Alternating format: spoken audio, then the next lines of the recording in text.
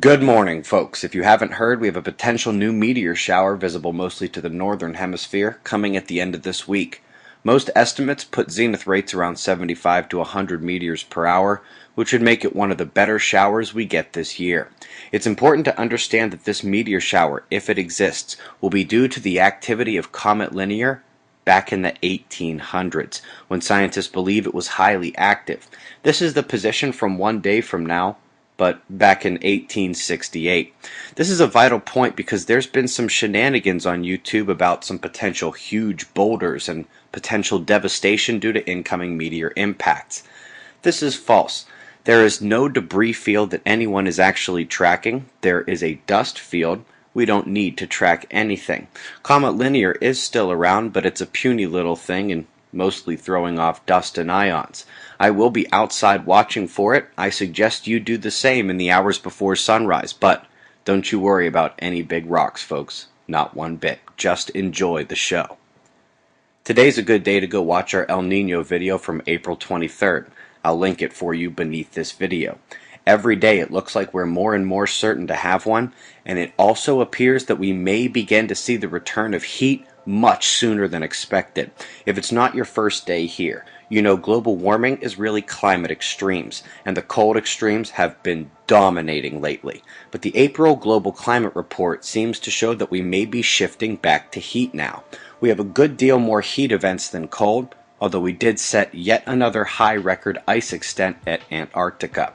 The underside is still in record melt, no doubt about it. It's just that those are caused by the ocean heat vents and underground volcanoes that are admittedly omitted from all current forecast models.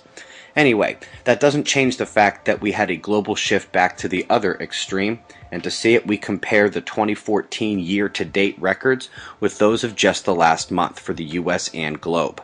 Daily records, 2014 so far, there have been more than double the amount of record cold events as there were heat. Double. But heat is actually winning over the last 30 days.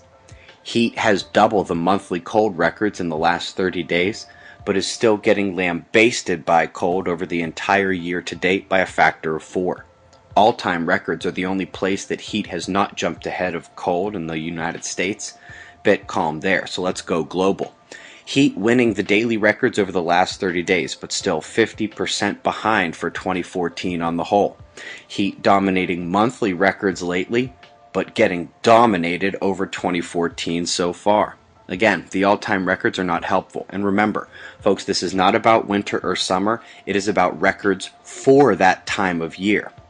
Anyway, we're finally looking at a tropical system for development in the Bay of Bengal. Got a lot of precipitable water on the way and already part of the system. Measurement mission caught a look at the low last night, and it appears to deliver major flood warnings in the coming days. Let's head to Europe. You can see the primary low at the western coastlines. Powerful convergence in the top watch zone for Europe today. Check your local forecast. Not much to report down under. Same cloud lines from yesterday. The storms that popped up in the U.S. last night looked fairly powerful. The central lows did their thing, but the position of the double low that exists is making a lateral convergence rather than those ones knuckling north and south towards the equator. They will happen anywhere two air masses as different as these are forced to work out their differences as they smash together. What happens in chemistry when you have a lot of change that needs to take place in a small space in rapid time? Exactly. He longs for the days when there were solar flares to report and analyze. Earth is magnetically connected to the Sun at the departing limb down south, with a couple active regions still leaving the disk, but our eyes now turn towards the incoming limb. The magnetics of the group appear to show separation side to side, but the multiple umbras seen there may mix about in the coming days. Solar wind is calm now, but we are expecting a boundary crossing and possible coronal stream today and tomorrow. Add some space weather to the Earth-facing coronal hole, which, although is only of moderate power, is equatorial and directly Earth-facing.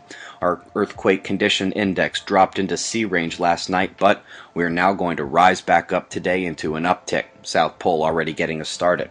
Current conditions and shots of our star to close. Eyes open. No fear. It's 6:45 a.m. Eastern Time, and that's the news. Be safe, everyone.